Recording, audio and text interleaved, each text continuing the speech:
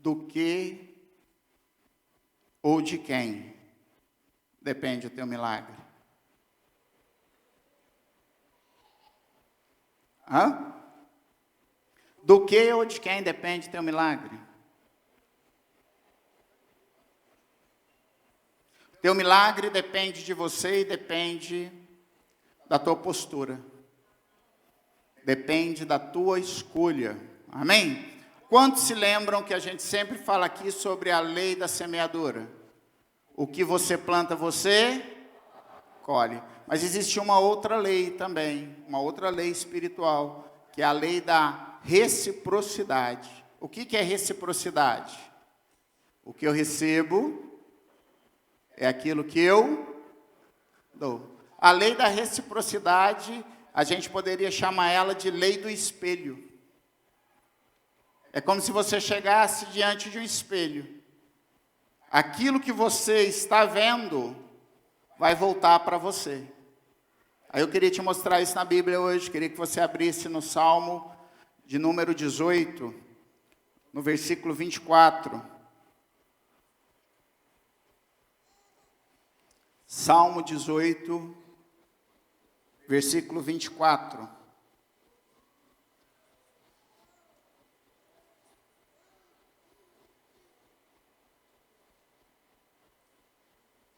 Quem achou, diga amém.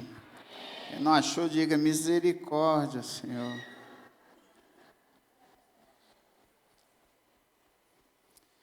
Salmo 24 diz assim: portanto, o Senhor me recompensou conforme a minha justiça. Diga comigo, a minha justiça. O que significa justiça? Justiça vem de alinhamento, né? Conforme a limpeza das minhas mãos aos seus olhos. Com o misericordioso te mostrarás misericordioso. Com o homem reto te mostrarás reto. Com o homem puro te mostrará puro, e com o perverso te mostrarás inflexível, porque tu salvarás o povo humilde, mas os olhos altivos tu os abaterás. Olha a lei da reciprocidade. Aos misericordiosos te mostrarás misericordioso. Então imagina uma chegando diante de Deus. Ela é misericordiosa. Deus vai ter misericórdia com ela. Ao reto te mostrará reto. Quando o reto chega diante do espelho de Deus, Deus não mostra para ele misericórdia, mostra retidão. Misericordioso, Deus é misericordioso. Aquele que é reto, Deus se mostra reto. Ao puro, ele se mostra puro. Ao puro, Deus não se mostra nem misericordioso, nem reto. Se mostra puro. E ao perverso, ao mal, ele se mostra inflexível. Em algumas traduções, você vai ler indomável. Aquilo que você faz é aquilo que reflete Deus em você. Então, o seu milagre depende de você. Por quê? Deus reflete em mim aquilo que eu sou nele. Então, tem muita gente querendo viver os milagres de Deus, mas sem acreditar nesses milagres, sem buscar esses milagres. Tem muita gente querendo viver a unção do outro, mas você não pode viver a unção do outro, porque a unção que vem sobre a sua vida depende de como você vive. Eu não posso esperar de Deus nada que eu não esteja buscando nele. Eu não posso esperar de Deus nada que eu duvide que vai acontecer. O que eu verdadeiramente busco em Deus é aquilo que vai refletir na minha vida. Isso é um princípio, isso é um padrão. Deixa eu te mostrar uma coisa. Toda circunstância que você passa serve para ver o que tem dentro do seu coração. A Bíblia diz lá em Jeremias, capítulo 17, versículo 9, enganoso é o coração do homem. Então Deus pega uma circunstância, coloca na sua vida, para você ver o engano que tem dentro do seu coração. Porque às vezes, antes da circunstância, você acha que você é alguma coisa em Deus. Mas quando chega o momento da sua luta, aí verdadeiramente vai se provar quem você é em Deus, e se você verdadeiramente acredita em Deus, e se você verdadeiramente confia em Deus. Porque a palavra de Deus diz no livro de Hebreus, que os demônios creem em Deus. Então, crer em Deus não é nada demais, até os demônios creem em Deus. E diz que eles creem, que eles tremem. Diz que eles creem e que eles sabem que Deus é poderoso. Não adianta você somente crer, não adianta somente acreditar, você precisa confiar. Pastor, mas acreditar e confiar não é a mesma coisa? Não é, não. Lá no Iapoque, no dia do encontro, eu estava dando exemplo.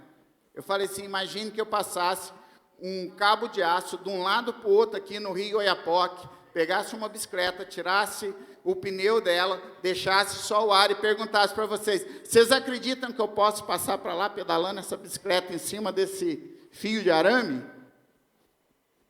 E eu falei, imagine que você acredita. Você vai dizer, não, eu acredito, pastor, e eu vou e passo para lá e volto. E eu digo, agora você acredita que eu passo com o olho vendado? Acredito, pastor, eu vendo o olho, vou lá e volto. E agora você acredita que eu posso levar alguém na garupa? Eu acredito, então vou levar você. Eu não, pastor. Por quê? Porque você acredita, mas você não confia. E o que é confiança? Confiança é esperar, é ter a esperança. E esperança, a palavra esperança, no grego, ela não vem de esperar. Ela vem de esperançar. Esperar confiando, esperar com uma ação que isso vai acontecer na sua vida.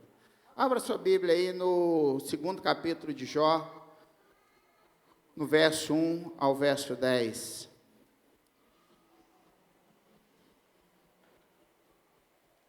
Livro de Jó.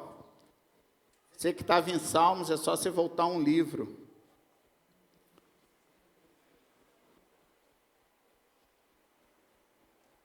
Jó capítulo 2, nós vamos ler aqui do versículo de 1 a 10. Diz assim, novamente houve um dia quando os filhos de Deus vieram apresentar-se diante do Senhor, e Satanás veio também entre eles apresentar-se diante de Deus.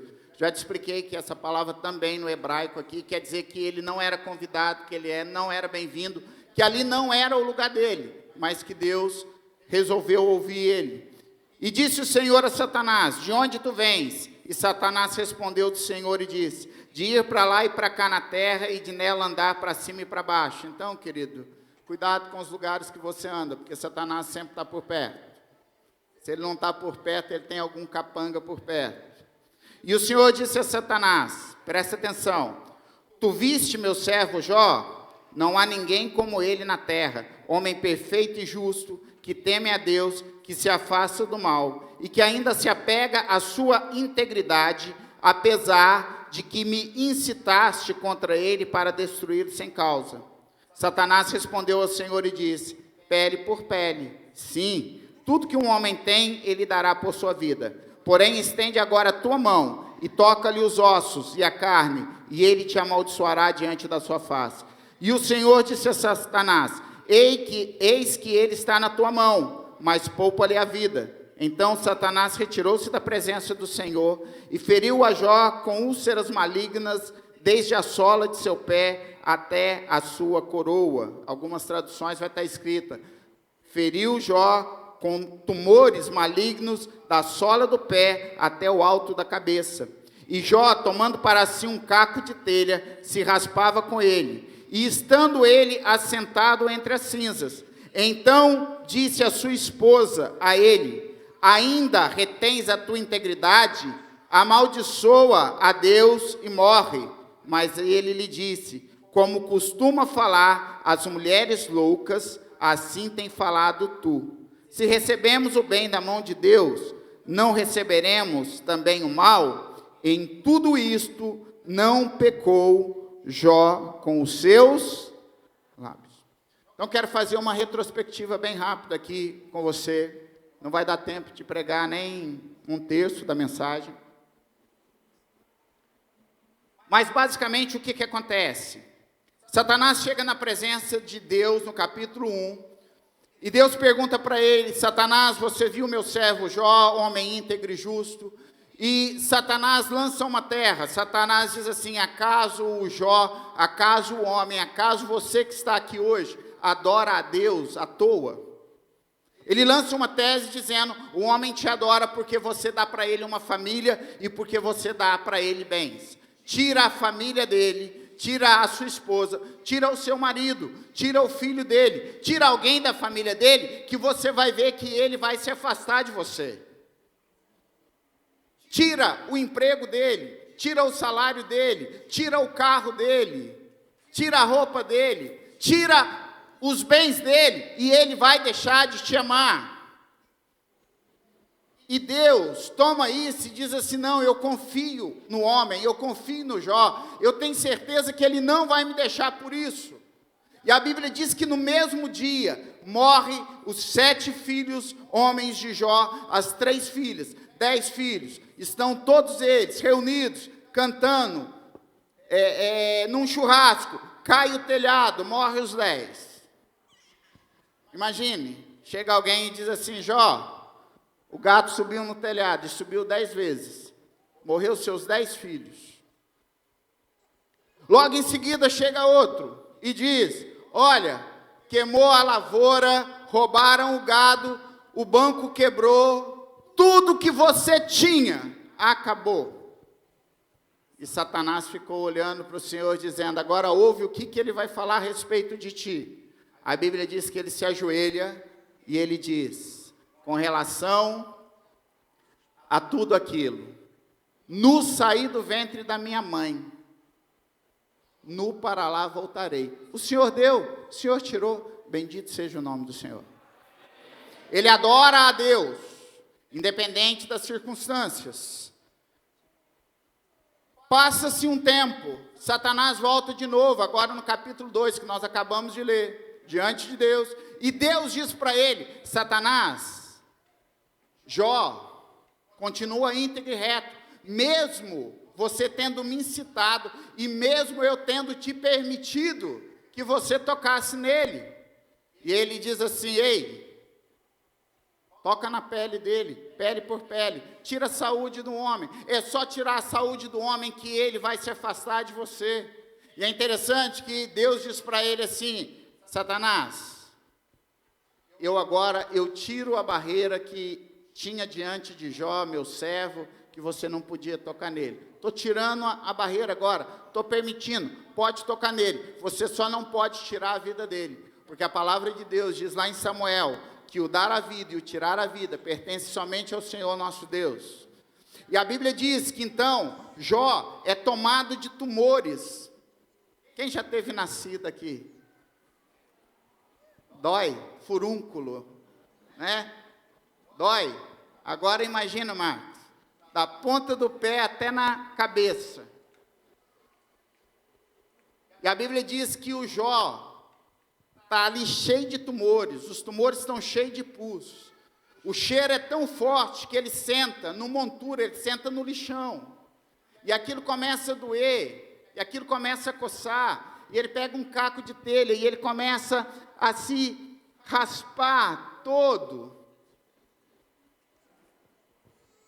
E a Bíblia diz que nesse momento, em que ele está nesse estado lastimável, a mulher dele chega para ele e diz: você ainda continua íntegro? Você perdeu seus filhos, você perdeu seu dinheiro, você perdeu sua fazenda, você perdeu tudo, você perdeu até a sua saúde, e você ainda continua acreditando que esse Deus te ama? E aí ele diz o que muitos de nós gostaria de falar para a mulher, mas nem todo mundo tem a coragem de Jó, né? Nem todo homem é corajoso para chegar e falar assim: tua louca. Agora eu queria que você prestasse atenção numa coisa. Jó era pai de 10 filhos, sim ou não? E a mulher dele também era mãe de 10 filhos, sim ou não?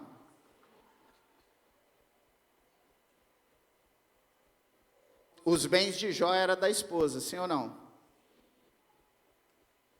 Então os dois estão passando pela mesma estão passando pela mesma situação, circunstância.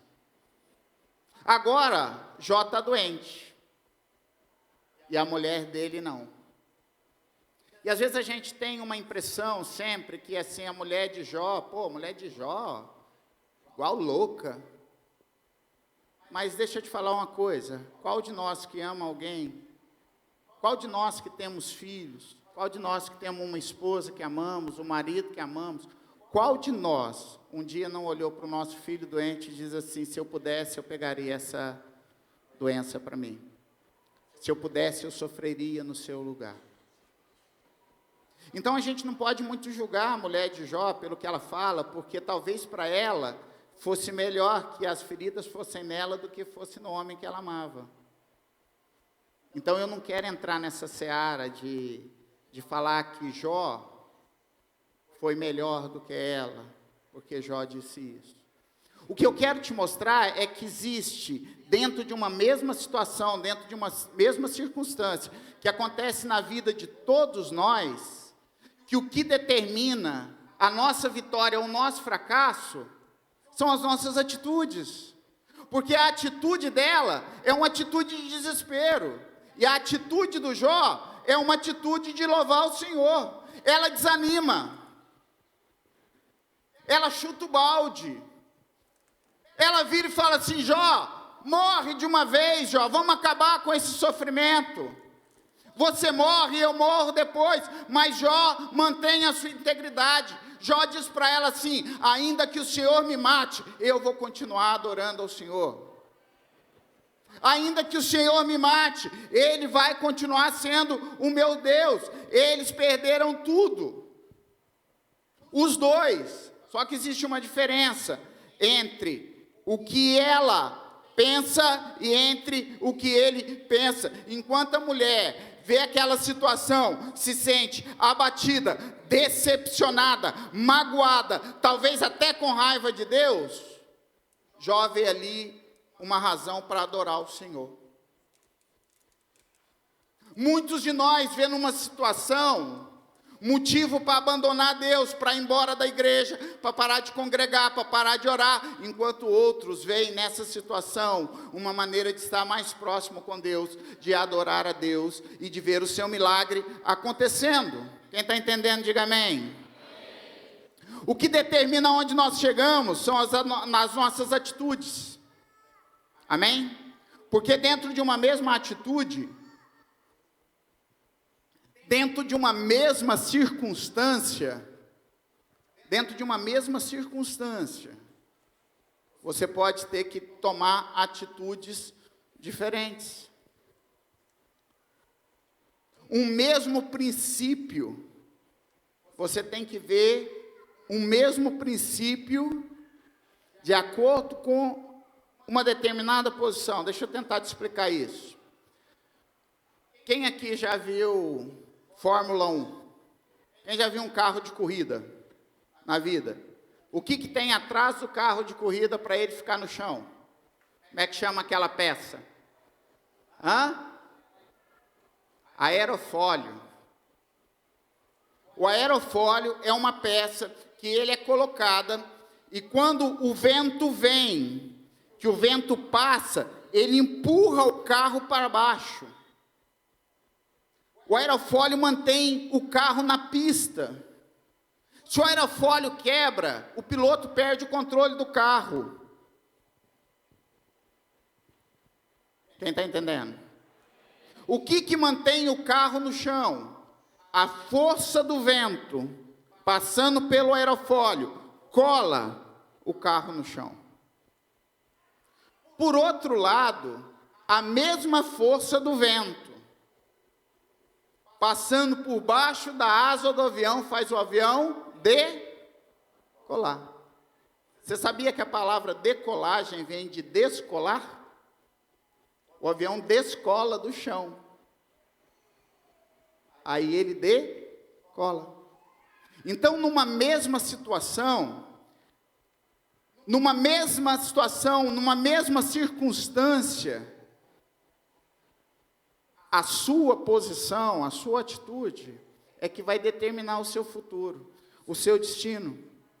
A circunstância de Jó leva Jó mais próximo de Deus. A mulher dele se afasta de Deus. Agora, qual que é a grande questão? A grande questão é que a gente precisa aprender a controlar os nossos sentimentos. E os nossos sentimentos nascem onde? Nascem no nosso coração. E o coração do homem é enganoso. Então, o que nós precisamos é aprender a controlar o nosso coração. Não vou ler o texto, porque senão não vai dar tempo. Mas no livro de Números, no capítulo 13, tem a história dos 12 espias. Moisés chama 12 príncipes. Moisés chama 12 homens valentes, 12 homens valorosos, e manda eles espiarem a terra, e pedem um relatório. Olha como é que é a terra que o Senhor nos prometeu. Veja se é terra boa, veja se é terra ruim, veja se tem fruto, veja se lá tem cidade fortificada, ou se o pessoal vive em casas espalhadas. Dá uma olhada geral e traz um relatório para mim. E a Bíblia diz que aqueles homens passam 40 dias andando naquela terra. E é época da colheita da uva. Aquela terra é tão abençoada que a Bíblia diz que 2 homens trazem um cacho de uva numa vara. Eu fico imaginando o tamanho. Se o cacho é desse tamanho, eu acho que a uva era do tamanho de uma bola de futebol de salão. E eles chegam. E quando eles chegam, a Bíblia diz que Moisés pergunta, e aí? 10 deles começam a infamar a terra. O que é infamar? Falar mal. Começa a dizer, a terra é boa, tem cidade, mas tem um problema. O povo de lá é muito forte. Qual é o sentimento que está no coração deles? Sentimento de medo. A terra é tudo que Deus falou, só que Deus não falou que lá tinha gigante. Mas Deus disse o seguinte, eu estou dando a terra a vocês. Deus não falou que você não ia ter que brigar por ela. Por outro lado, a Bíblia fala que Josué e Calebe dizem, não, o Senhor já prometeu, o Senhor já nos deu, e nós vamos passar, e nós vamos vencer. E aquele povo infama a terra. E mais do que infamar a terra, mais do que fazer tudo isso, a Bíblia diz, em Números capítulo 14, no capítulo seguinte, a Bíblia diz que o povo chora e diz, vamos levantar um capitão, e vamos todo mundo voltar para o mundo, vamos todo mundo voltar para o pecado, vamos todo mundo voltar para o Egito. Nós queremos voltar para o Egito, nós não queremos lutar com esses gigantes. Enquanto Josué e Calebe viam naquela circunstância, a oportunidade deles verem um agir de Deus, o resto do povo está com medo. O coração deles se derreteu de medo diante daquele povo. E aí, lá no versículo 21, Números 14, 21, Josué diz assim, não tenham medo. Josué está falando, Calebe está falando, aquilo que Deus falou para mim, para você, 365 vezes na Bíblia. Não tenha medo, não temas. Agora, sabe o que é interessante? Depois você lê lá na sua casa, Números capítulo 14. Lá no versículo 21, que é mais interessante, é que Deus já tinha falado que Josué seria o sucessor de Moisés. Mas Deus não tinha falado nada a respeito de Calebe. E lá em Números 14, 21, Deus fica muito chateado com o povo. E ele diz assim, Moisés, nenhum homem que tem mais de 25 anos vai entrar na terra prometida. Sabe por quê? Esse povo que saiu, que viu todos os milagres que eu fiz, que comeram maná, que tomaram água, que viram tudo que eu fiz, por 10 vezes, eles murmuraram contra mim. Por conta disso, pode falar para eles, que eles saibam que para cada dia que eles espiaram a terra, a saber, 40 dias, eu vou acrescentar 1 ano de peregrinação no deserto, ou seja, vocês vão andar nesse deserto 40 anos. E o pior de tudo, vocês vão sofrer as consequências, porque vocês vão conhecer o meu afastamento. Quando você duvida, Deus se afasta de você. Porque o que é fé? Fé é convicção. Fé é certeza daquilo que eu não estou vendo, mas que eu creio que vai acontecer. Então, Deus vira e fala assim: nenhum homem vai entrar, a não ser o meu servo Caleb, porque nele se achou um espírito diferente. O milagre acontece na vida de quem tem um espírito diferente, na vida de quem acredita. Agora deixa eu te perguntar uma coisa: quantos espias eram? 12. 12 espias. Todos eles tinham o mesmo Deus? Sim ou não? Todos eles viram a mesma coisa? Sim ou não? Todos eles tinham o mesmo problema? Os gigantes, sim ou não? Entretanto, 10 duvidaram e 2 acreditaram. Às vezes as pessoas perguntam assim: pastor, por que o senhor diz que o milagre vai acontecer? Porque eu tenho convicção no Deus a quem eu sirvo. Eu acredito que o milagre vai acontecer. Não acontece na vida de todo mundo, acontece na vida daquele que, como eu, crê que vai acontecer.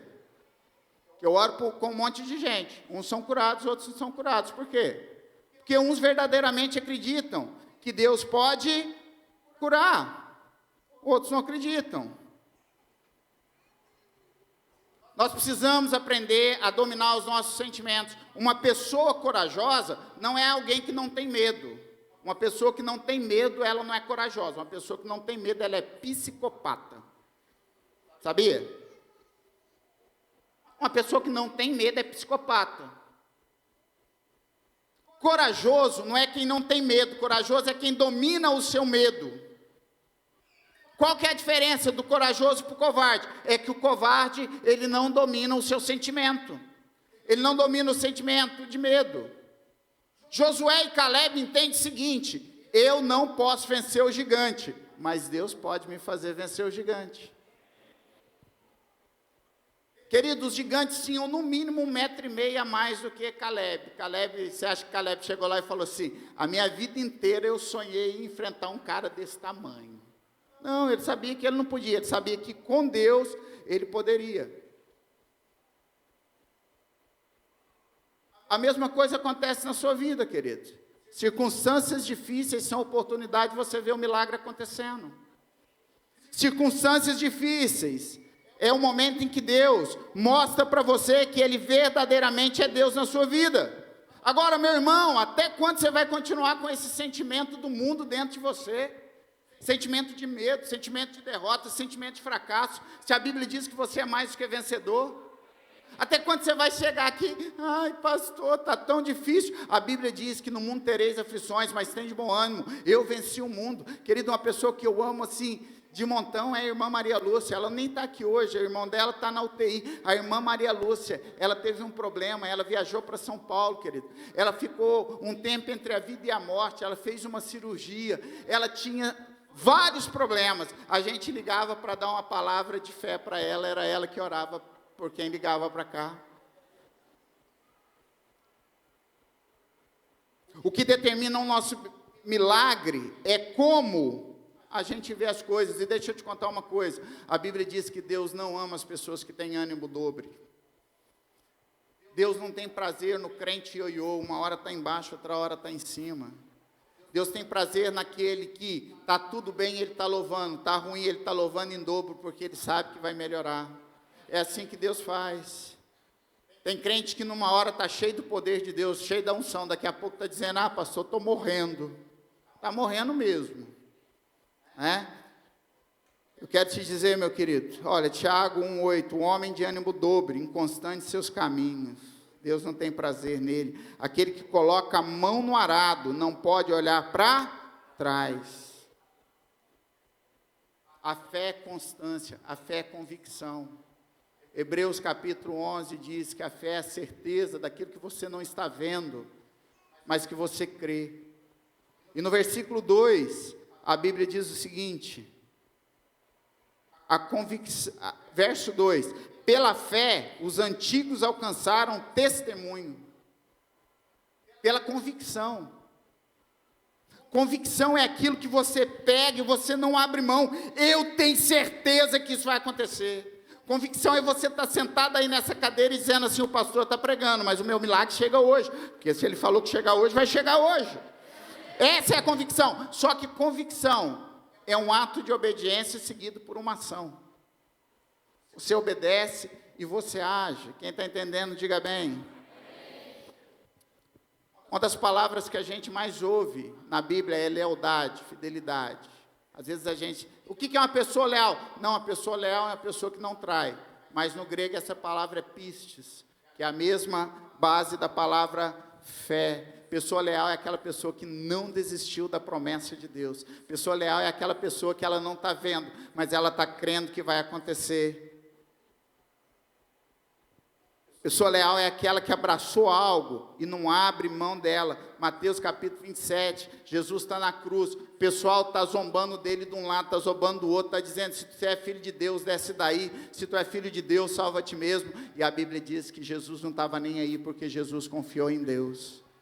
Nós precisamos confiar em Deus. Aquele que crê é alguém que está convicto, convencido de alguma coisa.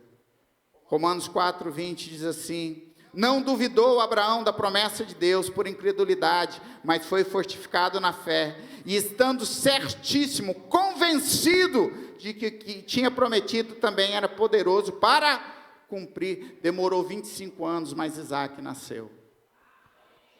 Não importa quanto tempo seu milagre vai demorar para se materializar, mas ele está sendo gerado hoje. Ele está sendo gerado hoje. Você crê nisso?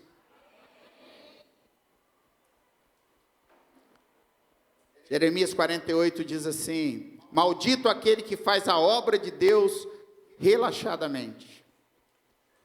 Eu vou parar por aqui. Maldito aquele que faz a obra de Deus relaxadamente. O que Deus está falando? Maldito é aquele que está fazendo alguma coisa para mim. Maldito é aquele que está vindo na igreja, mas que não tem convicção de que eu sou poderoso para resolver o seu problema. Ele está dizendo, maldição aqui não é aquela maldição do roga-praga. A maldição aqui é de você não poder ser abençoado porque você está duvidando de Deus. E eu queria terminar para nós podermos orar, querido. Lendo lá em Tiago. Tiago capítulo 1. Algo importante, muito, muito, muito importante.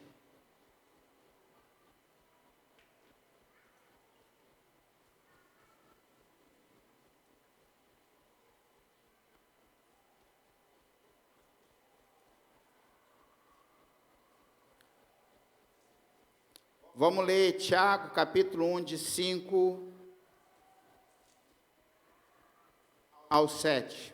Se algum de vós tem falta de sabedoria, peça a Deus, que a todos os homens dá liberalmente, sem acepção, e isso será concedido a você.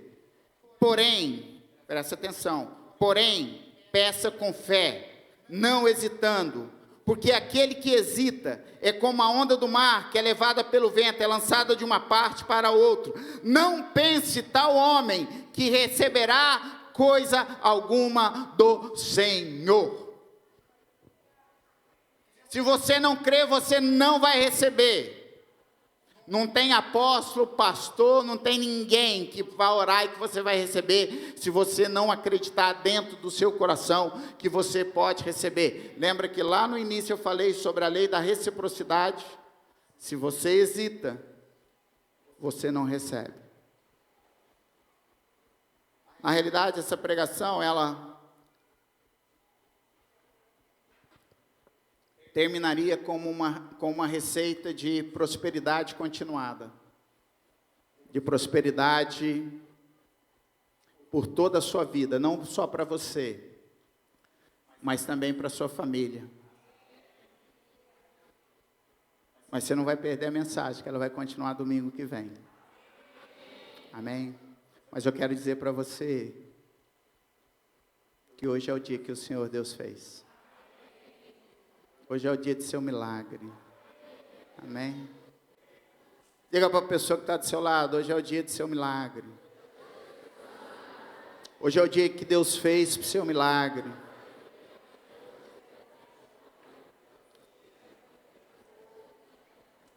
Quero que você fique de pé em nome de Jesus.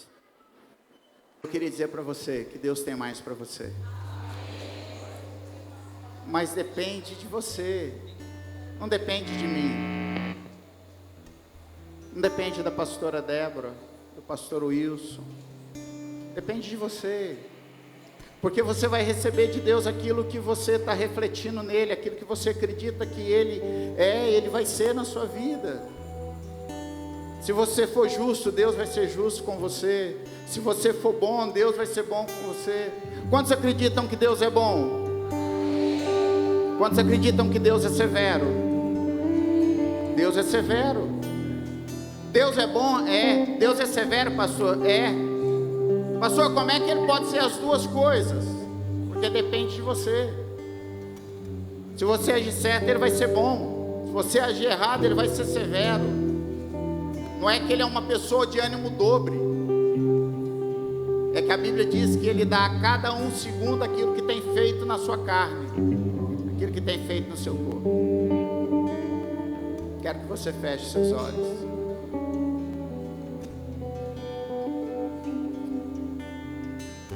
Deus Santo, Deus Poderoso, Senhor dos Exércitos, aquele que é poderoso para fazer infinitamente mais do que aquilo que nós pensamos ou do que aquilo que nós pedimos, o Deus que é eterno, o Deus que não muda, o Criador de todas as coisas. Senhor, não deixe que as circunstâncias, ó Pai, nos façam duvidar do seu poder, Pai. Não deixe, Senhor Jesus, que o gigante faça com que nós tiremos os olhos do Senhor, porque o Senhor é muito maior do que o gigante. O povo de ânimo dobre de Israel, Saul e os seus guerreiros, olhavam para Golias, mas quando chegou Davi olhava para o Senhor, e ele disse: quem é esse incircunciso para vir contra o exército do Deus vivo?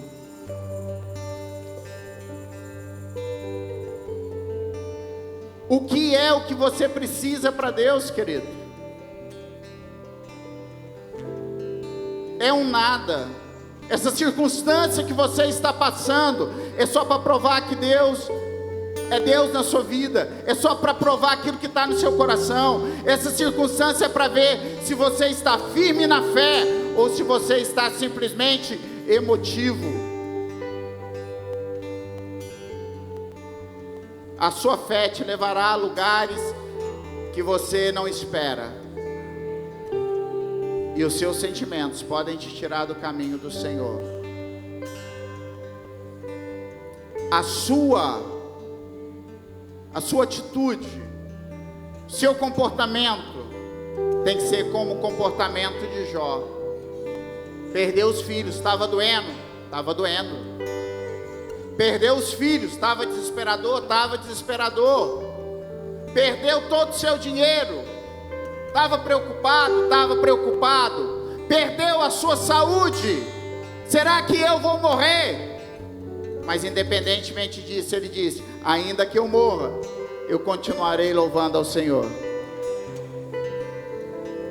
Jó, seus filhos morreram, o Senhor Deus, o Senhor tomou, bendito seja o nome do Senhor. Jó, você perdeu todos os seus bens, você perdeu todo o seu dinheiro. Quando eu vim para o mundo eu não trouxe nada, e quando eu for do mundo eu não vou poder levar nada. Bendito seja o nome do Senhor por isso. O Senhor está fazendo um milagre na sua vida hoje.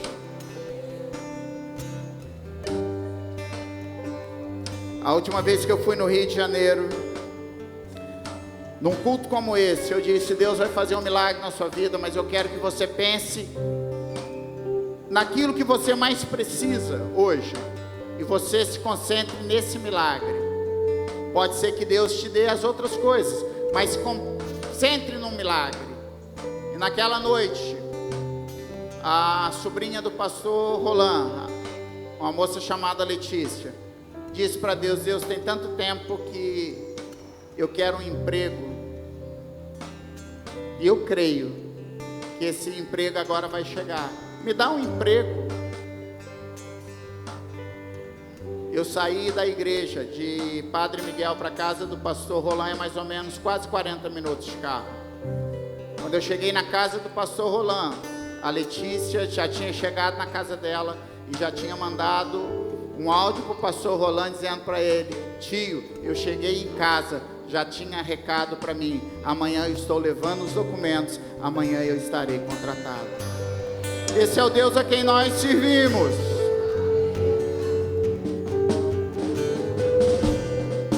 Esse é o Deus a quem nós servimos.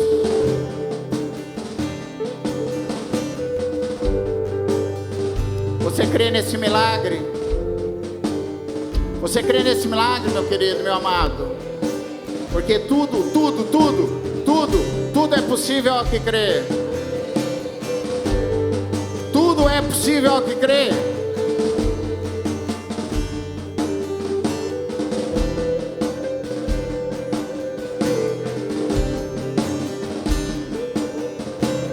Tudo é possível ao que crê.